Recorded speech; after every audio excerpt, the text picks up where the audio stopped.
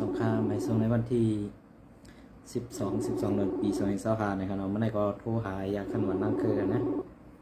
ในขณะพี่น้อง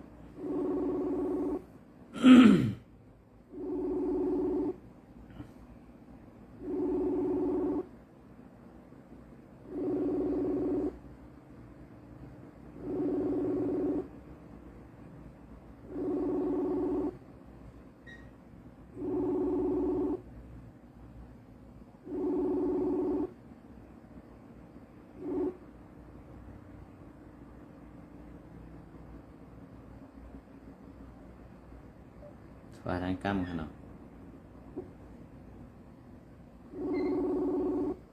ใครทำได้ไผ่ขาวSPPนี่มันเหมือนหือไว้ค่ะนะ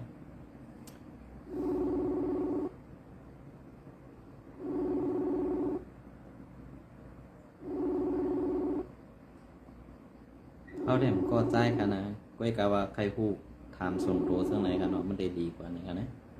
ในค่ะนะ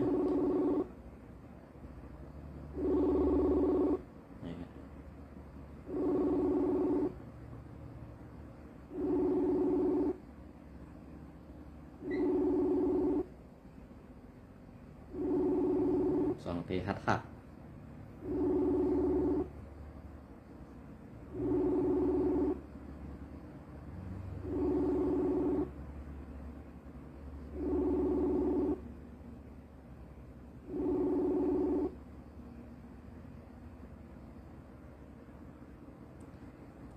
หับใส่ก็ไอ้แน่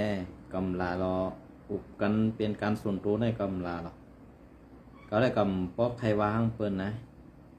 ป้อมหูลองหูตังป้อมมีไปวนออกอ่อนในเมื่อตอบเป็นเกาอินก็เลยนะเพราะก็ตัวก็หูไม่ได้ใหญ่แก้มอไว้ก็ออกอ่อนมันมีแหละนะกำลาอุบกันเป็นการส่วนตัวในมันดีเปิ้นกว่าก็ว่าได้เนาะ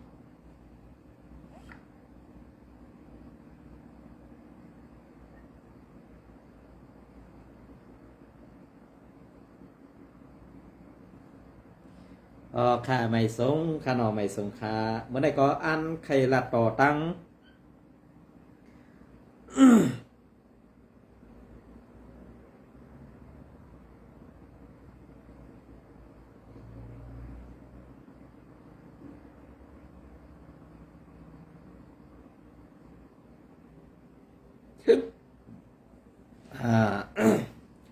ใครละต่อก็ตั้งไผ่เขาอันเป็นผู้แต้มต่างเขาไผ่เขาSPPเขาอันซื้อเพชรว่าไซไซอเมืองสู่หืออ่ำนั้นซื้อเพชรบุกบา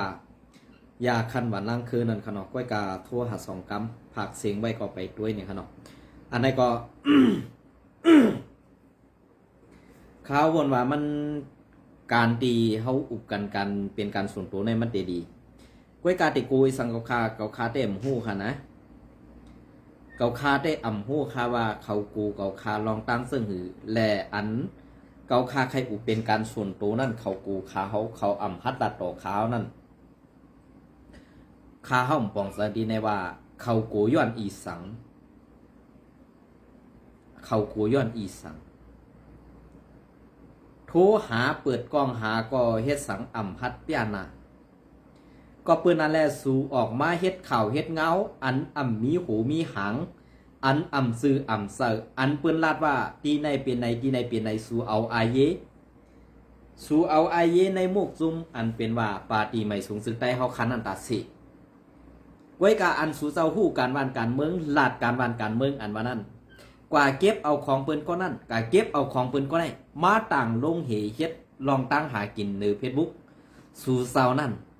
เกาค่าใครทำสู่เจ้าอิดอ่ำอายดูเจ้าเก่าขึ้น5กว่าหาหลักกินกะหาเอาของหลายเปิ้นมากินอยู่ที่ในมาเลี้ยงตูเจ้าเก่านั่นมีดังซื้ออยู่5อันตีตัวเจ้าเก่ากว่าหลักของเปิ้นมาเหเอามาต่างลงเหตาติสร้างไล่ไหลเนื้อFacebookสู่เจ้านั่นอ่ำดีอายขึ้นตูเจ้าเก่าตูเจ้าเก่าตั้มไปฮัดออกมาเปียนา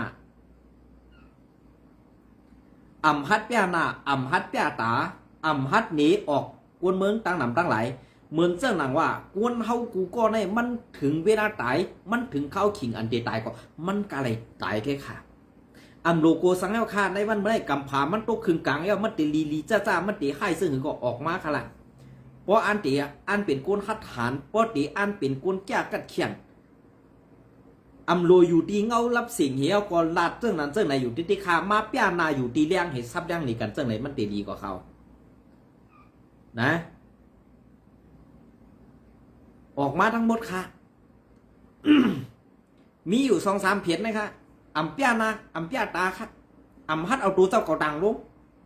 วันนักเอาของเปิ้นอันนั้นอันนี้มาล่วงหลายๆค่ะอันนี้ก็มาผักถึงในวันนี้ก้วยกับเขาก็ที่มีทั้งน้ำทั้งหลายค่ะเมื่อไรก็ตีมีก็เขานอกเมืองแทน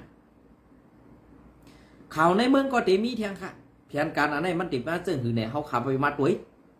ซ้อมหนังแผนการเมืองมาแหล่เมืองกัมพูชานั่นตีเฮ็ดซึ่งคือ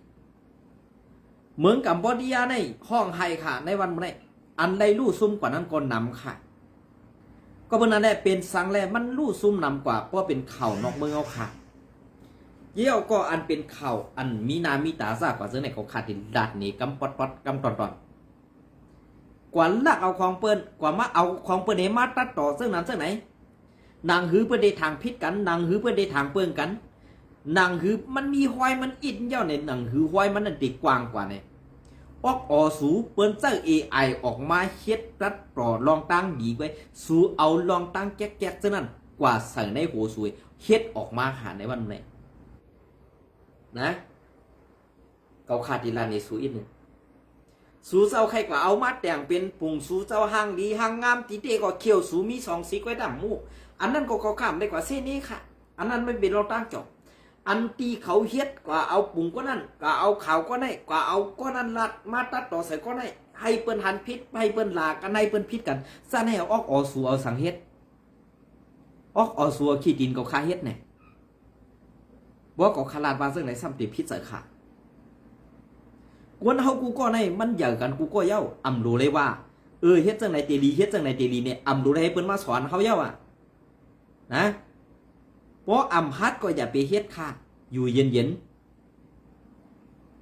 อันเปิ้นลาดข่าวออกข่าวหรือออนไลน์หรือไลฟ์สดอยู่จังไหนอำจะว่าเปิ้นได้กินกว่าย้อนกินข้าวกินเงินสูอำจะว่าเปิ้นกว่าย้อนเงินสูมาเติมเน็ตเติมไลน์เสร็จเลียนจัดซุ่มไก่ถอมก็ป่วนกว่าเขาข้ามต้นปลาเพิ่งพอเปิดมาวางเขาคานตั้งพอมาวางเขาคานตั้งเนี่ยสังว่าก็ปิ่นมาก็มาเหยียบหญ้าหางก็กล่อมงับก็เกาเงือให้ขับนะอันนี้ก็ผักถึงเจ้าของเพชรปอมเพชรเปียนาเพชรมีหูมีตีนทั้งหลายค่ะนะอันนี้ค่ะอันนี้ก็ผักไว้กันให้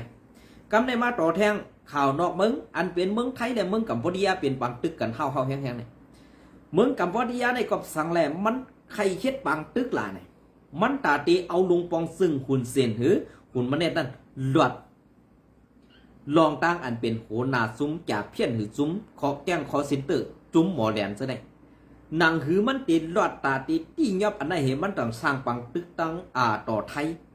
พอมันสร้างปังตึกต่อไทยก็ได้ลองตั้งสุกซักนั่นก้นลงกูเมืองนั่นเปื้อนซับตาไปด้วยว่าปังตึกไทยต่อไทยทั้งเขมรได้ที่เป็นซึ่งหือ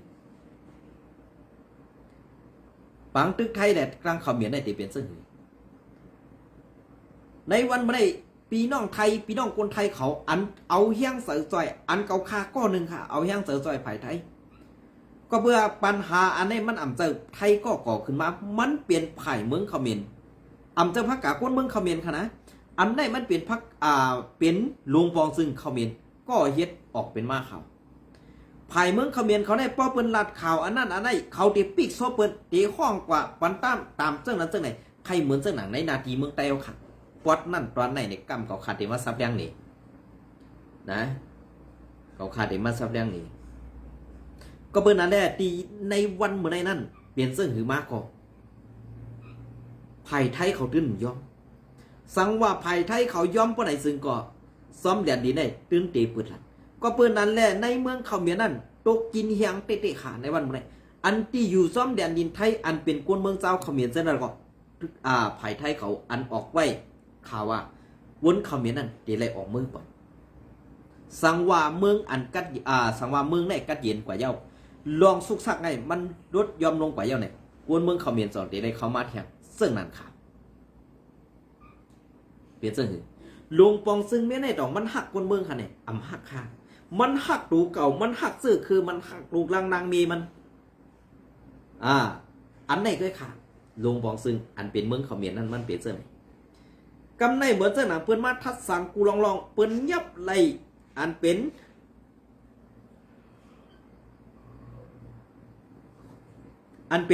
ซุป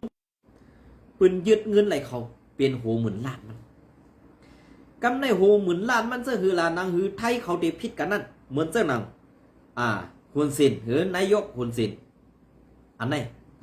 มันเอาปุ่มพังห้างลงบองซึ่งไทยก้อนนั้นก็ได้มาต่างลงตาที่เอาเสียงนางหือไทยเขาเดพิดกันเนี่ยมันยู่แย่เสื้อในข่าวภายลงบองซึ่งเขาเมียนนั่น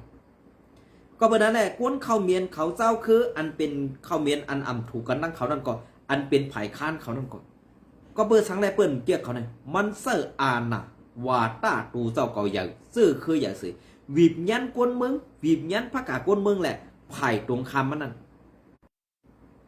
ให้อามีอานะซึ่งนั้นข่าวก็เพื่อว่าเขาออกมาล้านแน่เขามาตัวการลูกเพื่อนเมืองเปิดไหนการลูกเพื่อนเมืองเขาพอเขามาตัวไผ่ไทยเขาเนี่ยนะลองพ่อมหมลองกวนต้งตื่นตาตีต่อยใจแถมตับซื้อเหตาตีต่อยใจแถมกวนไปเพี้ยนเขาคว่ำตูตันคว่ำกันตาเสียค่ะนะคว่ำกันตาเสียยุกย่องเอาน้ำเจอยุกย่องเอากุ้งมูลเขาเต้ๆค่ะนะมันเปลี่ยนเรื่องไหนค่ะพอก็อ่ำพูดได้ไผ่ไทยเขากว่าเป้กินเปิ้นเสื้อนั้นเสื้อไหนเอากองกับเปิ้นยื้อเขาเสื้อนั้นเสื้อพอผู้จอมเงาลายอันเปิงเปลี่ยนเต้นั่นเองมันเปลี่ยนเมืองเขาเมียนนั่นลุมๆอย่าวะอันเปลี่ยนลองเปิดลองตั้งผู้ข่ายลงไหนอันเปิ้นว่าลองตั้งผู้ข่ายอันเขาก่อนั่นไงนางหือเปิ้นเตปักตาไปด้วยที่เปลี่ยนปางตึกนั่นเปิ้นเตปล่อยรถย้อมไว้อันเป็นลงปองซึ่งเฮ็ดพิษปักเปิงไม่มีแหละเป็นโหนาจุ่มแก่เพี้ยนนั่นกำหนึ่งไงสังว่าปางตึกอันได้เย็นกว่าสังว่าไผ่คัดค้านอันไผ่ตรงข้ามอันเป็นไผ่ทัดสังลงบองซึ้งนั่นขึ้นมาเป็นลงบองซึ้งเพราะไหนซึ้งนายกหุ่นสินหือเจอคือหุ่นสินไอ้ตีอ่ำได้อยู่ในเมืองค่ะก้วยกาตีเขาอยู่เมืองแล้วเต็มหู้ค่ะนะอันนั้นเด้เตมีเมืองแล้วครับพ้องเด้ก็อ่ำหู้นั่นนะมันจะเป็นเสื้อไหนขาวนะอันไหนเป็นข่าวนอกเมืองข่าวปางตึกเมืองกัมพูชาในหือดังไทยในภายกัมพูชาเขาในซุ่มนำหนาวค่ะลูกหายได้นำหนาวค่ะกวนซึกขาวๆนะอันไหนจะว่าซ้ำเติมค่ะเส้นลายมองเสือซ้อมอยู่ก็ปูว่าหรือไรคอซี่สั่งมิ่งลงบองซึ้งนะมิ่งลงบองซึ้งอันเป็นกวนจำเจอแหล่กวนอันเฮกังมือหนึ่งของอันเฮกังปันกุนเสียนั่นก็ตายกว่า 3-4 ข้อเย่าเนี่ยอันไหนข่าวไผ่ไทยเขาออกไว้ซึ่งไหนค่ะนะเปลี่ยนซึ่งค่ะเขาขามาตัวจำถ่อมใจจำเงาลายอันไหนค่ะกำในเกาขาเตมาพัดพอเนเทียงลองอ่านข่าวในนาทีSPP คุ้มกำการดีก็ดีเฮ็ดการให้ก็โหลเลยปล่อยวางเสียนตั้งในเนี่ยพอเขาขาขึ้นมาทับโดยกว่าไหนซึ่งอันเก่าขาขึ้นไรกว่าเรียบเพียนโดยผู้ส่งข่าวมาปั่นเก่าขาใจว่านั่นเหมือนเจ้าหนังในมุกซุมSPPเขายุ่มยำว่าอันเข้ามาปั่นแห้งไอซื้อเพชรว่ายาคันหวานล่างคืนเนี่ยไอ้นี่เป็นโรคสองหูค่ะเป็นโรคสองหูก้อยกาออกไปเต็มทนนะออกไปเต็มทนค่ะก็เบอร์สังแรกเขาหลัดวันนั้นอันที่ให้มันว่วนเอาหังกล้วยมันนั่นไปมีกำในมันเฮกอย่างมาย้อนเอาข่าวเขากว่าตามลงหรือเพียดมันปันก็มันตีเอาปันก็มันตีเอาเนี่ยอาจางตั้งแก๊กอันไหนได้เอามาดีในซุมSPPเขาตั้งปื้อกับค่ะก้วยกาเพราะเป็นก้นดีๆได้ย้อนอาคว้างเปิ้นดีๆเปิ้นปันก็ห้อมเอาค่ะก้วยกาไอ้ในเป็นนกสองโหซึ่งคือล่ะสังวาไลอุภัยSPPซ้ำใครอยู่ซ้ำใครคู่ดีอยู่จุ้มคู่เขียว เย่าก็มีข่าวอีสังในก่อให้จุ่มคู่เขียวนั่นส่งปันมันเสื่องไหนครับนะอันใดก่อได้ก่อข่าวอยู่ไว้ในหมู่จุ่มนั่นลาดมาตีไหนเมื่อเลียวในอันเปิ้นใครพูดตีอยู่มันเต้ๆในเนี่ยมันอยู่ไว้ตีเหลือเต้ๆไปมีไผพูดไว้กาสังว่าอันตีปีไซวันเฮาลาดมาว่ามันเป็นจือไออ๋อเลี้ยงกาเมืองสู่อันว่าในคาไปไล่หันไออ๋ออันว่าเป็นเลี้ยงกาเมืองสู่ในตีหน้าตามันตีอำเหมือนนั้นค่ะหน้าตามันตีปีอีกหนึ่งกวยกะตูปอกตัวใหญ่เหมือนไอยาคันหวานนั่นคือเนี่ยเมื่อเดียวในเหมือนเสื่องว่ามันไรละต่อวนซื้อเขาหลายก็มันกว่าจันเอาปุ่งพังห่างแอดผีเฮาค่ะมาต่างลงเหนือเพชรบุกมันนั่นมันอ่ำไรย้อนอาขว้างเผยค่ะมันหันว่ามันเป็นเจอคู่เขียวในสีภายคู่เขียวในยุ่มยำแลกำเถียมมันตั้งนำอยู่ค่ะไว้กาอันตีเขากำเถียมมันนั่นตูตีมันก็อ่ำไรหันเหมือนเส้นหนังว่าตักกว่าตั้งมาสินจาหือตั้งแซดส่วนตูมันก็อ่ำฮัดป้านาสีปอกก็เปื้อนนั่นแหละอันมันว่าใกล้เมื่อหลีถึงวันไฮอันวันนั้น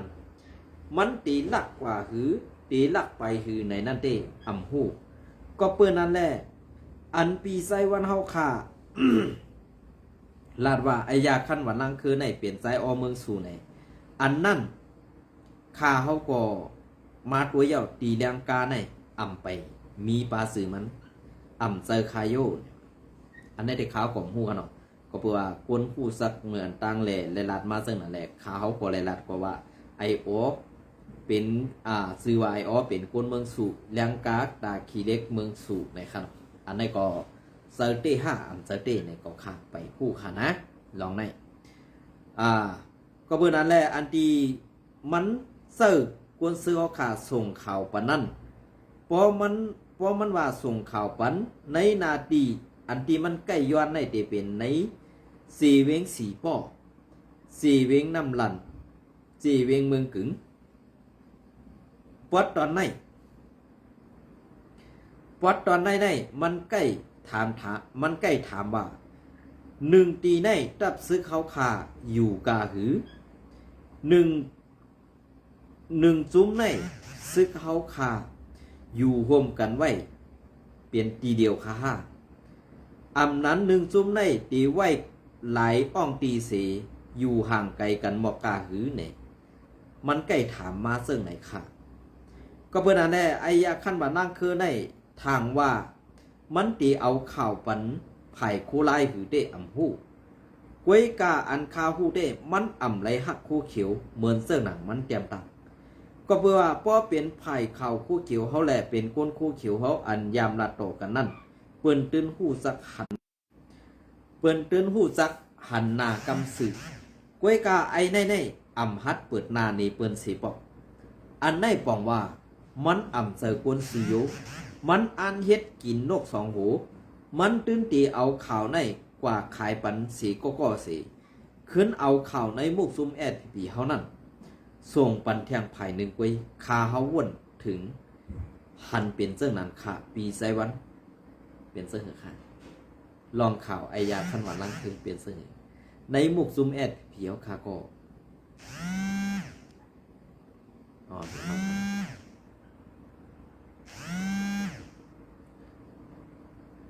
ว่ามากดคู่หามึงแกมห้าบ่ะ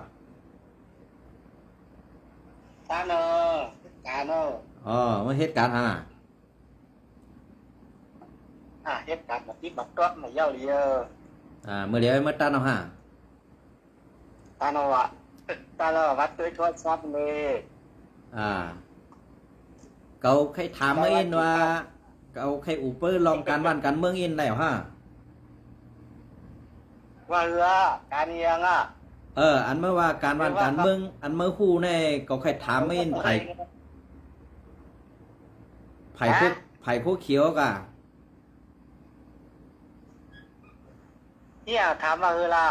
เขาใครถามเมื่อว่าไผ่คู่เขียวเขาในเมืองไทยมันติดใกล้ว่าพระพุทธเฮ็ดดีเขาหมานดีน่ะนี่เพราะว่าได้นะ แต่เยาอันดีเมื่อว่า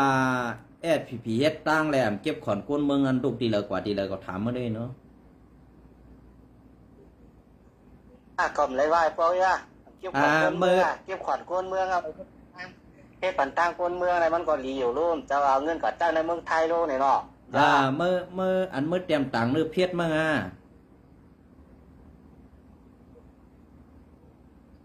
ก็บ่ลืมว่าเขาเลยตัวนั่นแล้วก็อันที่ว่าเขาเฮ็ดตั้งในเปิ้นที่เฮ็ดสั่งดอกเมื่อคู่ที่ป่องมันเท่านั้นก็เปิ้นเฮ็ดปากบ่มีก้นเมืองกว่าง่ายมั่งงานหนามันก็ซ้ำว่าตาที่ต่างควายว่าเนี่ย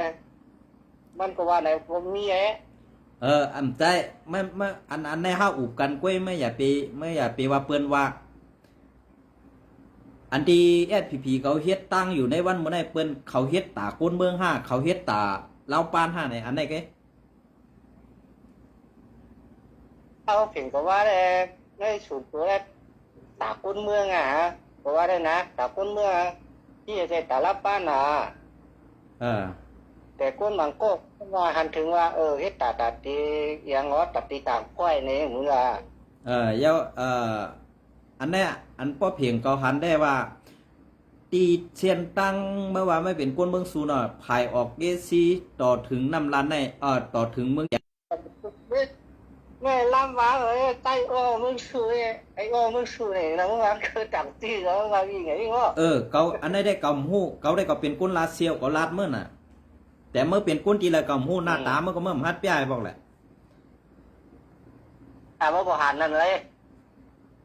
พอมาหาออกไล่สดก็เวียนลำไอ้คนหูปอมเสือเดียว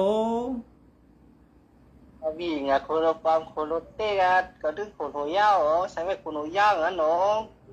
อันก็ถามมาเนี่ยเตี๋ยวตั้งออกเกซี่ขึ้นเมื่อฮอดเมืองใหญ่ในเซียนตั้งเซียนในก้นเมืองกว่าง่ายมาหลวมยาว5อำนั้นไผ่ออกเกซี่แน่ไผ่ตั้งออกเกซี่ในก้นวันก้นเมืองนอนป้อมรับได้รับได้นอนในต้องมาฮู้ที่ปองในนาทีแอดผีเขาคุ้มกำในเขาด้วยถึงก้นเมืองเสยก็ถามด้วยเนาะนั่นแหละผมฮู้นะบางตีเฮาอยู่ได้ก็มันก็มีให้ลองเหลือล้นไม่ใจทางโลกตีอันไม่อันไหนเหลือที่พอเฮาอยู่เนี่ยมันเลยเหลือล้นไม่ใจทางโลกที่เชๆน่ะมันได้สุขสางตีอันไปซื้อเตียนไม่อยู่เนี่ยเป็นจีเว้งเลยรัดจีเว้งมากก็แล้วบ้านเมื่อเด็มรูรัดหรอกอยู่วันไหนก็แล้วกันนะวันให้ไหนก็แล้วกันนะการอะไรบอกนายว่าไม่เป็นก้นวันให้กันได้อันตีไผ่แอดพีเขาก็ยอบก้นตัดไม้นั่นน่ะอันนั้นเขาก็ยอบย้อนอีสังต่อเมื่อหู้ที่ปองมันเมื่อตอบมันก็รู้ว่าก้นวันให้อันนั้นเขาก็อันนั้นที่เกินกับเยอะมากนะมันผิดกลัวนะแล้วก็ลักตัดไม้ขายหนาอันนั้นใจไม่ตอบพิษใจเพราะไม่เป็นก้นวันให้เมื่อเป็นก้นวันให้เมื่อตอบมันก็ให้ไล่ก่อนอันที่เขาก็ยอบมาในอันที่เขาก็ยอบมาในตั้งคิดใจว่าเป็นก้นวันให้แต่ไรอันที่เขาก็ยอบมานั่นย้อนสังแล้วก็อันที่เขาป้อปรุงต่างลงในเปียนานั่นย้อนสังแผนการอันได้เพราะเขาเป็นกวนออกข่าวเพราะเป็นเขาเป็นกวนทัดสั่งการข่าวอันเลยเฮ็ดพิษกวนเมืองพิธากวนซึกพิธาเนี่ยเขาหลุดทัดตีในดีๆจะว่าดูแล้วเอาม้วนซบม้วนปากให้ลาดกว่าที่มันซะ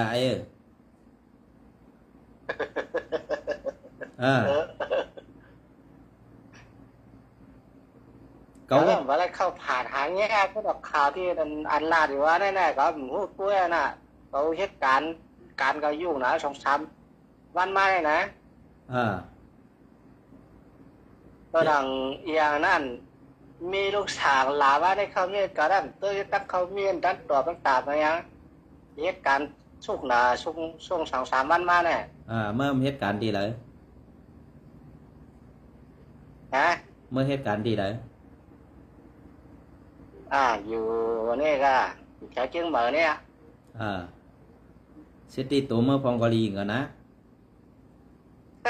เขาอย่าง เขาได้กำแห้งหรอกกวนจ้องเมื่อเฮาได้เฮาเป็นกวนเฮาได้เฮาเป็นกวนหันตังก็ห้อมได้กว่ามีเจอเมือกเจอนั้นอีรู้กันนะเขาได้กำเฮ็ดหรอกเจอเมือกกำมีอันนี้เราก็ใครทำหรืออีกว่าปอดจานปอดล้างคือปอดล้างสูงว่าบันเกินปอดล้างคือตีเอาตีละกว่าถึงที่แล้วพวกข้าวคือข้าวปนโอ้โหเป็นลูกเป็นทางพวกข้าวเชียงในผุนมุกเป็นตาตีนตีเอาตีละกว่าตีเอาตีละกว่าถึงที่แล้วลาดมาด้วยลูกตั้งห้องล่างคือไหนก็แล้วกันมันจะตั้งห้องล่างคือในมันตีมีตั้ง2เซนนะมันเสียนเหรอตั้งห้องล่างคือในก็หมายถึงผู้จักตั้งห้องรักจ้างกันนั่นมือเดือนนั่นเขาพูดจักอูมันตั้งห้องล่างคือเพราะเขามาในล่างคือในมันติดก็มีตั้งผี2เซนเย้าแต่เป็นเสียนเหรอเชียนหนึ่งเดม่าในเมืองมาหูเมืองเชียนหนึ่งกว่ามึงปั่นนั่นเย้าเปลี่ยนเส้นเหรอเอาง่ายตาดีคืนมือเองก็ทุ่งสามเอืองจองไฟหู้ไฮฮันทุ่งสามจองไฟฮัดลาดทุ่งสามเอิงในมันใจทุ่ง3เอิงในมันเป็นในจีเวงลังเครือดีเลยวัดในเขากอมไรดีเขาเดลัดนี้เมื่อเขาเป็นคนลาเซียวกอมไรดีเจ้าไหนก้อยกับพอเมื่อลัดเซียนตังมาวันในกว่าถึงตีในได้ไรว่าวันน้อยไรกอมไรกว่าลีว่าเขากว่าซ่อมเซียนตังใหญ่มาซ่อมเซียนตังใหญ่แกก้นหลงอะไรกินเงินเจ้านั้นได้ก็เปิดอีกจ้างเก่านะอันนี้มันจะมีอยู่2อย่างจุกใจมีมันดีใจพึ่งในนั่นมีไฟฮัดลาด้วยไม่เอาปูงต่างลงมาเนี่ยเอามาส่งมาบรรส่วนตัวก็แล้วไม่กูก็กำกูเขาได้เสียนตั้งอันไหนกว่ากันไหนเป็นนาทีก็ไหนเพราะว่าในเวียงลังคือในอาเซียนกว่าไปมาอะไรกุ้ยเจอนาทีเขาคุ้มกำเป็นนาทีตัดซึกมันพอตีเอาหูเมืองถึงตีนากงขึ้นเมื่อถึงน้ำจางได้เป็นนาทีเจ้ามหาแก่เจอนาทีอาเซียนเจ้าไหนเราเดลัดเนี่ยไหมเหรอย่าก็ภายอันเซียนตั้งลูกลังคือขึ้นเมืองนายไฮพักน้ำจางได้ตีเป็นปอทอมหาแก่พอภายดังออกลังคือมาถึงตั้งเมืองป่านได้เป็นนาทีจุ่มมันเขายิบกันไว้ภายตั้งตกวานหาถือตั้งภายตั้งตกวานหาหรือลังคือได้ซ้ำเป็นนาทีอาเซียนกว่าตั้งบอกใหม่อันนี้เป็นนาทีอาเซียนยาวกอดภายตั้งตกเส้นตังกาอันตีปฐมมหากาลูกหูเมืองขึ้นเมื่อถึงน้ำจางได้เป็นนาทีอุทมหากาและปังแรงใสภายตั้งตกตั้งในอาเซียนอยู่เป็นปอดเป็นตอนกุ้ยเขาเดลาเนี่ยไม่เห็นเจอนาทีอาเซียนเดลัยกว่าเฮ็ดปันมันเป็นนาทีส่วนนะเปิ้นอูบกันซึ่งนั้นกำในอันที่ว่าเมื่อใครนี่ว่าอาเซียนจ้อยเทียมหังไหนเมื่อตัวตีในนาทีเมืองปัดอันที่นาทีอาเซียนกุ้มกำนั่นเปลี่ยนซึ่งหือสองไม่ยามเมื่อเลยเนี่ยเมืองปัดได้ถึงล่างคือพอไม่ถึงล่างคือนั่นพอขึ้นเมืองปันกว่าเมืองตุนที่ไหนก็พอเมื่อออกเมื่อกว่าเมืองปันพอเมื่อออกเมืองปันป้วนเมืองปันกับนาตีอาเซียนเปรแทงเมียวหนึ่งเมืองปันกว่าเย้ากว่าแทงพอขึ้นตายสังนะวะเขาเลยมาปอกแล้วก็เพิ่นลืมมันตีมีโขสูงตาสร้างวะน่ะตาสร้างพอป่วนกว่าทั้งปุ่นนั่นตีเป็นว่าแลมันก็ได้ร้านนี้มั้งเหรอเจ้านาทีอาเซียน อ่า เออเพราะเมื่อตีลาดข่าวว่าใครนี่ว่าอาเซียนเฮ็ดปันปอมีพี่น้องคนเมืองมากกว่าตัวในนาทีเขาอุเปิง นี่ช่างเลยว่าใจหน้าที่ใหญ่เจียดเอียดลาถามด้วยลีก็ถาม มัน ด้วย อ่ำใจนาทีอาเซียนในเหมือนจะว่า อยู่จ้อมกันหลายจุ้มอยู่จ้อมกันหลายจุ้มในนาทีในสู่เต็มได้มาตรงหนึ่งลองเจ้งไหนเจ้งไหนเก็บขวานเจ้งไหนเจ้งไหนเนี่ยมันมีเพราะอันเก็บขวานนั่นตีในเป็นในตีในเป็นในเนี่ยก็นั่นตีไรหับอามาคำกับเปิ้นอุบกันเจ้งนั้นอ่ะเพราะหม่อมผู้รองการเมืองเนี่ยเมื่อถามเขา เจอยู่ในห้อง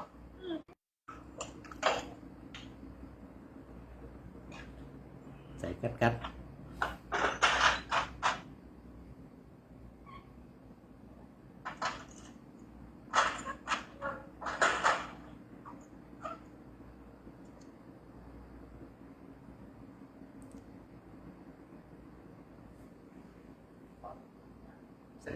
ครับนะ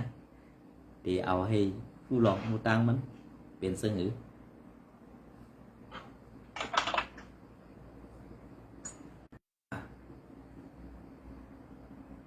ยืนนะยืนนะยืน มือมีสังเดียวว่าทำหมดแฮง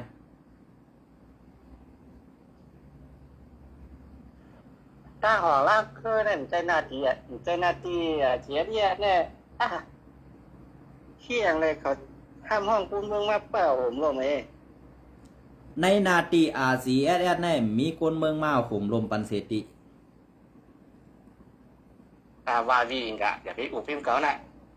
เมื่ออันเมื่อหู้อันเมื่อหันนั่นเมื่อส่ง มาพวก เมื่อส่งปุ่งมานี่เขา ว่าวิ่งไปส่งงานการงานเข้าเขางานเขาเผยกะเย้าเพราะว่าเฮ็ดลีต่อคนเมืองเพราะว่าอาธรรมาติ๊กติงคนเมืองเนี่ยเมื่อมหัดลัดเขาฮัดกำกูหรอกคนเขาเกิดมาคึงอาซาเขาในหมอกนะหมอกเขาเนี่ยมันเหลือเย้าโลกูฮะ มั่นใจเข้าในห้องใจไรกูเหรอเขาอยู่ในเมืองไทยแล้วมันก็ที่ใจวันไปร้านนี้ควรเตียนเปิดปั่นเข้ามานั่นลาดเข้ามาเปิ้นกินง่ายกินย้อนเขาก็เปิดซึ่งนั้นแหละเขา ยัก ป้อมมีหลักฐานในเขาตีทัดลงกว่านั้นเหมือนนั่งเขาใส่ให้เป็นไว้นะเหมือนนั่งเขาใส่ให้เป็นไว้เพราะว่ามีปุ่งพางหางมันเนี่ยเขาเตียวมาต่างลงในเพจทุกมั่นใจดันก้นส่งข่าวปันเก่าซื้อในสังสิงจะในเมื่อยามหันเก่าลัดซื้อป้าเนี่ยย่าเมื่อทำยามหันเก่าปุ่งเขาต่างลงเนี่ยกำเก่าปุ่งอาเจียนมาตัดต่อลงว่ากำเก่าปุ่งพีมาตัดต่อลงเมื่อยามหันเนี่ยในเพจเขาเนี่ยเขาก็พันก่อนได้มาได้ก็เก่าเป็นก้นซื้อเขาเป็นก้นลัดซื้อเพราะใครหู้กันด้วยในอย่างนั้นอ่ะในเหมาโคไลกลุ่มเหมาโคไลนั่นเป็นกลุ่มเหมาโคไลนั่นมีสกุลเมืองน่ะสกุลเมืองเมาหุบลมนั่นเขามาเปิดตั้งหวังเพราะเป็นซึกคืนนะเพราะเป็นซึกกวนเมืองในมันเหมือนจะเหือซึกกวนเมืองในมันใจซึกเปิ่นว่าซึกร้อนนะซึกกวนเมืองในมันเป็นซึกปั่นปุดสองมหูดีฟองเนี่ยซึกปั่นปุดเนี่ยจ่องไม่หู้อันไหนมันใจว่าอะไรขามหน้าซึกนะอันไหนมันใจว่าอะไรขามหน้าซึกมันเหมือนจะว่าปั่นปุดเนี่ยต้องไม่หู้ดีฟองเนี่ยเพราะเป็นในนาทีจุ่มปีจุจิตในเปิ้นปั่นปุดกัน1คืนในหลายก็1ก็ในเตไว้หลายวันอันไหนนะอันนี้เปิ้นมีการรับของเปิ้นอันนั้นได้เกาเด่มกว่าสุกซักซ้อมในนาทีอันนั้นอันนี้ก็พวกเข้าใจปั่นพูดกันหลายวันแต่อันนั้นมันใจจะโลกมันมีหรอกเพราะเป็นหูปีมันมีเดินในเรื่องบัลลังก์มือมันมีตีแล้วกันนั่นเพราะเหมือนเจ้าหนังในมุกจุ่มพีเอาเฮ็ดอยู่ในวันเมื่อไหร่จ่องไม่ฮู้ตีปองในตั้งอาสีอะไรเฮ็ดตั้งพีเอาเฮ็ดในจ่องไม่ฮู้ตีปองมันแผนการมันเปลืองกันซึ่งหือเพราะเมื่อตีลาดการข่าวในไม่หลุดทัดสางทั้งสองฝ่ายเย่าก็การตีอันเซอร์อาณาซึกนั่นเปิ้นเซอร์เฮหือเย่าเซอร์อาณาซึกเอกขึ้นวางเต็กเตียงลูกน้องตะเปซึ่งหืออันนี้เฮาหลุดได้ทัดเพราะเหมือนเจ้าหนังในมุกจุ่มพีเฮามือเดียวแน่ สองไม้คู่ตีป่องมันเนี่ยอันเขาเฮ็ดอยู่เนี่ยกวนอ่อนจันปาไตเพราะว่าอันคำไว้จะในยิบกวนหูแถวมันต่ำและยิบโพงกว่านะ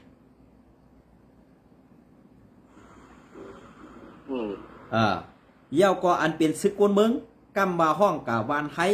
ตีกว่าซอนการเข้าตั้ง3เหรียญตีปอกมาขึ้นเฮินเพราะว่ากว่าถึงวันไทยเย่าตีไล่เฮ็ดซึกเถาวละเฮ็ดซึกเถาวละคือเฮ็ดซึกกวนเมืองในอันเลอตีดีเฮอันเลอเมื่อว่ามืออันตั้งมือตีจ้าเก็บได้ว่าเฮ็ดซึกกวนเมืองเฮ็ดซึกไปวานเปลี่ยนปูดกันกำเลื่อนสุดมาเอากว่าเฮ็ดซึกเถาวละเนี่ยมันป่องวายสังต้องเมืองหมอทัดเนี่ยซะไหนแต่คนตั้งเฮากว่ากว่าเฮ็ดซึกกวนเมืองกว่าการสวนการนั่น3เดือนนั่นก็เยอะแม่น่ะสอนการ3เดือนให้เขาคำปันขึ้นมาฮู้ว่าปวดต่างๆแล้วก็ฮู้เนาะตั้งจีเวียงแหลมฮู้นะแต่จีเวียงเฮาอยู่ในมันเปลี่ยนเนาะอย่างนั้นเพราะเมื่อถามเขาเมื่อด้วยเย่าก็อันที่ว่าอันนี้พี่เขาเฮ็ดลีกปืนเผาลงมาวันที่3เดือนที่7เดือนที่8ท่านก็บ่ลืมอันนั้นก็ว่าติเพียวมวยจุ่มจากเพี้ยนเนี่ยอันตีมีจากเพี้ยนในเป็นตีหลายๆในจองเมื่อคู่เนี่ยเมื่อเป็นโกนปอดนั่นตอบก็ด้วยลูกครับก็ใจกนปอดนั่นที่ก็อยู่บ้านให้เย่าก็เมื่อคืนวันให้เมื่อกว่าทั้งหลายก็ถามไม่ด้วยดูคืนวันให้กว่าทั้งหลายมาทั้งจานกะมาทั้งจานไม่ลูกขู่ลำคืนเมื่อไหนเมื่อเสียนไหลก็ถามเลยมาเนาะมาลูกขู่ลำเมื่อใดต้องมือดังหองเลยเมื่อดังหองไม่เข้าไม่เข้าอึ่งหลายๆไม่ลาหูอึ่งก็ป้อไม่หนูลาเชียนตั้งมาหรอก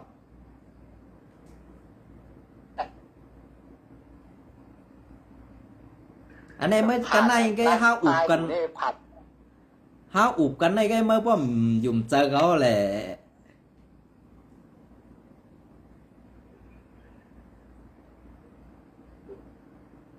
ที่ว่าอยู่ป่าเด็กอันเนี้ยที่เมื่อรัดว่าก็อยู่เมืองชูนี่อยู่เมืองชูนี่แหละแล้วก็อันตีเมื่อคัดสั่งข่าวใช่ไหมไม่หูจักตีป๋องว่าไม่กึดอะไรก็ไม่กึดเด้อย่าไปกว่าจันเอาปุ่งเปิ้นก็นั่นก็ในมัดตัดต่อนั้นย่อก็กว่าจันเอาข่าวเปิ้นมัดตัดเป็นปิดเป็นปอดตัดเอาตีเปิ้นตีจังเหย่อก็อันลาดพิจารณาเมื่ออย่าไปเฮ็ดเกาเดลาดนี่เมื่อเหกวนเฮาตาตีเฮ็ดการกวนตั้งน้ำนั้นพอเฮาอ่ำมีลองซื้อโยพอเฮาอ่ำมีลองกินน้ำเสร็จจากตัวเจ้าเก่านั้นเฮาเฮ็ดอะไรหรอกเกาเดลาดนี่เมื่อเหนะอันที่เกาเลยข่าวมาว่ากวนอันดีๆนั่นน่ะกวนอันดีๆนั่นมันเหมือนเสื่อหือลามันเฮ็ดน้ำไหลไตเพิ่งก็ให้จองมาหูดีปองมันเพราะอ่ำเฮ็ดน้ำไหลไตเพิ่งเพราะไหนสึงเฮ็ดน้ำโทมามันตายกำเดียว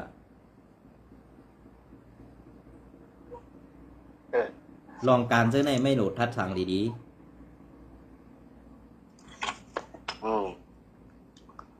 แต่เมื่อเลี้ยวแน่ก็เลยแค่ตั้งของล้างคือแน่เมื่อเลี้ยวได้ไม่แคกมาละเมื่อเอาปุ่งมันสูงมากปันเก่ากำเอาต่างลงหรอกปุ่งเพื่อนให้กำเอาต่างลงป้อมใจลองยุ่มขู่ให้กำเอาต่างลงไม่ใช่บอกนะ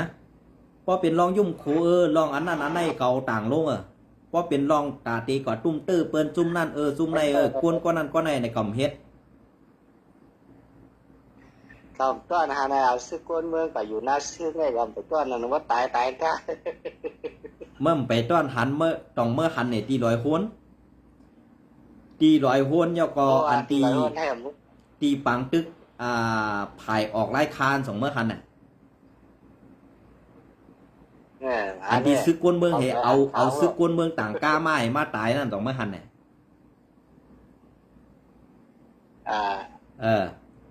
เลยหันเนี่ยได้นะอันได้เพราะเป็นไผ่เพราะเป็นไผ่ปูนนะเพราะเป็นไผ่ปูนในมันจะหือแหลกคลิปมันเอาออกมาอะไรล่ะก็ปือว่ามันจะใกล้แจก อันเปิ้นมานั่นหนังคือเฮาเต็มโฮมกันไล่หนังคือเฮาเต็มอุบกันไล่เปิ้นเอาคลิปอันตีอันนั้นเหมายงต่อซ่าเหหนังคือเฮาสองฝ่ายเต็มโฮมกันไล่เพราะเป็นไผ่ทั้งซ่านไล่เพราะในจึงเปิ้นเต็มไถลงเปิ้นเต็มเอาต่างลงลองตูตายว่าสังสิงจะแน่เปิ้นติเก็บผังปันไงเพราะเป็นไผ่ปุ้นไล่ในเขาเตถ่ายวิดีโอไว้เขาเตเก็บไว้ก่อนหนังคือมือแล้วเขาจำใจกันมาหันเฮาอุบกันดีมาเปิ้นตีเอานั่นกว่าปล่อยลงในโซเชียลมีเดียคืออำนั้นตั้งเมืองเขเขาห้องเต่ายิน TikTok นะเปิ้นเฮ็ดซึ่งนั้นต้องไม่ฮู้ดีปองในแผนการเปิ้นเพราะเป็นไผ่โคไลยื้อไลยื้อตายกันนั่นกันในเปิ้นลุ่มลาปันไงเปิ้นป้อปุ่งไผ่โคไลเนี่ยตื้มปันป้อตูตายสังสิงเจ้าเนี่ยเขาเดลานี่มาเฮใจยังอ่ะอันไหนมันใจห้องปิดข่าวใช่ไหมมันใจปิกข่าวมันเหมือนจังว่ากะยื้อได้เขาตายกันในหลายก้อเนี่ยกำในป้อไหวมันจะเนี่ยป้อปุ่งไหวเย้ากำในกำในป้อหันพิษกันมาเอาต่างลงเนี่ยตาตีเข้าจำกันนั่นเขาถามเมื่ออินเนี่ยจ่องตีจำกันได้จ่องตีใครอุบกันได้มันเหมือนจะว่าเกาต่างลงก็เหมือนจะเกาถังเด็กไผ่นั่นไผ่ปุ้นเอาต่างลงก็เหมือนจะว่าไผ่ปุ้นถังเด็กไผ่เนี่ยตาตีเข้าจำกันได้ไม่ว่นมามันติเป็นไรค่ะไปว่นไม่ว่นกันในใกล้ก่อนนะไม่อย่าไปเอาไกลก่อนเขาถามได้ไหมเหมือนจะว่าโคไล่กับยื้อไรโคเขียวตาย3ก็ป้อปุ๋งต่างลงไอ้โคเขียวต้องเขาที่จะล้ำเนี่ยต้องจะล้ำเมื่อตอบปันเก่าวันไหนแกนะเยาก็ไผ่คุกเขียวมายื้อไรโคไล่กำในไผ่ปุ่นไอ้มันจะได้แจดอ่ะเขาดีลาดนี่มันจะได้แจดกำในเปิ้นป้อปุ๋งไทยวิดีโอลงนั่นเนี่ยมันเฮ็ดจอมก่อสี่สั่งเพิ่นเนี่ยเกาเต็มร้านนี้เมื่อก่อที่ฮู้เดี๋ยวก็กำในป้อเฮาหันว่าเฮาติอุบกันเฮาหันดีกันเนาะว่าจังได๋เปิ้นเดียวนั่นกับปล่อยลงกำในป้อปล่อยลงปึ๊บก็แน่น่ะกวนอันหมอทัดสางก่อซ้ำเดียวอ่ะแอดผีๆในเฮ็ดไหนเฮาน่ะกวนซึกจั่นปาไตเขาติมีตอซ่าขึ้นมาว่ามีตอซ่าขึ้นมากำในตาติยอมกันว่ามันเมียเหมือนกวนพิษกันน่ะมึงเคยฮู้ไม่ทัดด้วยตีในป้อไม่ไปทัดด้วยตีในอันเมื่อลาดว่าเขาปิดข่าวอยู่อันมานั่นตั้งวนไม่ไปถึงได้แทงก่อนตีในแกนะไม่ว่นด้วยดีๆเจียนจ้าด้วยดีๆอันนี้นะเนี่ยก็ว่าเป็นปิดข่าวอันนั้นมันเป็นไปว่นกวนเงือเปื่อนอ่ำใครให้มันผิดกันกวนอ่อนตายก็ให้มันตายเย่าอย่าไปเอาลงกว่าให้มันเหมือนจังว่าต่อซากขึ้นทีนี้ก็วนเหมือนอย่างใจวันหลัดก็มันก็ห้ามเมียเนาะก็ถือว่าเมื่อเห็นก็วนว่าแล้วก็เป็นปิดขับแล้วก็ห้ามเมียนไผ่เมียนมันอ่ะอันนั้นมันใจวันหลัดนั่นก็มันก็ถูกโอนนะอันดีปิกขาวเนี่ยมันเมียนหรอกมันเป็นเฮ้ากันแค่เฮ้าเดียวกว่าต่างแห้งอ่ะอันภายในเปื้อนเฮห้ามมาอย่าเอาตูตายต่างลงอย่าไปเอาตูตายผังปุ้นต่างลงมันตีเฮ็ดให้เฮ้าจำกันไรภายในเปื้อนเฮห้ามจังนั้นเพราะว่าไผ่ยิบพงได้ใครว่ากูก็เผามีเงินก็ซื้อใจอะไรไผ่ทั้งในนะไผ่ทั้งปุ้นอ่ำไรไผ่ทั้งคู่เขียวข้อมไรตีด้านนี้เมื่อไหร่นะอันที่เขาเก็บซึกใหม่เมื่อป้วนมาตีในเซเวงเกี่ยวเมอันที่เอาโทรศัพท์กว่านั้นเขาซิมแปดหมดเขาต่ำปั่นขึ้น2 มื้อหู้เนี่ยเพราะว่ากวนปั่นข่าวซึ่งสูแน่ตื้นเต็มมีตั้งหู้หรอกเปื่อนปั่นข่าวซึ่งกวนซึ่งสูหรอกตีด้านนี้แม่ก็เบื่อสังไงเนี่ยเอาไผ่คู่เขียวมาเป็นใหญ่เฮมหมอทัดสั่งลองเตะยาก่อนต่างลงเจ้าในก็ค้ำใครเป็นไผ่ยุกย่องอันก้นพิเทเนี่ยเจ้าในเปิ้นฮัดส่งหรอกตีร้านนี้แต่ถ้าส่งมามีหรอกเปิ้นส่งหรอกเขาจะได้เปิ้นส่งมามันก็จะเป็นพ่อนดีปุ่นตาเปิ้นป้อมหมอทัดก็เปิ้นก็หลานั่นน่ะแต่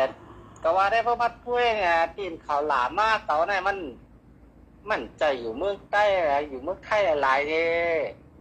ตีเราก็เย้า เมื่ออันตั้งในเมื่อไอ้ลอยคอไปตายเนี่ยก็มันก็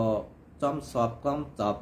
หาที่อยู่ก็ในปอดจอดปอดเจ้งสิฮะลาดกาวากาเป็นอ่าไอ้ลอยคอก็กว่าตายกว่าเป็นเสื้อนั้นเสื้อไหนเอาเนี่ยก็เช็ดไหลกว่านะกวนเฮาอาศักเขาเป็น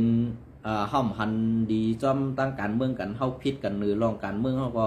ลองส่วนตัวเฮาเปลี่ยนใต้หนังกันนี่ดูกันเท่านั้นจังจอยกันปันตั้งหันถึงมันอยู่ตัดกว่าหามันมัดด้วยก่อนด้วยก็เหมือนกับว่าจังหลัดต่อสังดังมาเนี่ยมันก็ลาดเสื้อไหนจังปันพังสังกันอ่ะกำเนิดสุดมาเป็นเสื้อเหือตายหือรีบหือไหนก็กะไรว่าเสียหลายมองเสือเนี่ยกันนั่นไงจะว่ามันย่ำพิษย่ำเทียงกันจะหลอกพวกน้อ แม่นแม่นแม่น แต่เขาที่กายเหียมบนตายที่เอาบนตายในเจอกับมีทั้งนั้นไว้กันเมื่อก็อยู่เกี้ยงใหม่ก็พังสติตัวเมื่อดีๆหนึ่งต้องไม่หันแหน่วันนั้น เราก็ต้อนหาพี่ถามหม้อพอให้ไอ้คือเราก็ต้อนเราไว้นะ ตอนหาพี่ถามหม้อไผอันที่เมื่อกว่าเฮ็ดตัดปุ่งก้อยตั้งมีคิงแฉเกี่ยวนั่นคิงแฉเกี่ยวเปิ้นป้อนนี่ที่อยู่เมื่อมันปัญหาพันกันเนี่ยต้องเมื่อหันน่ะ ว่า เมื่อสติไว้เขาได้กำเฮ็ดหรอกอันที่ลาเขาอันที่อันไหนเขาญาจอมปล่อยเขาได้ไปต่อยเขาไปทุบเขาวันนั้น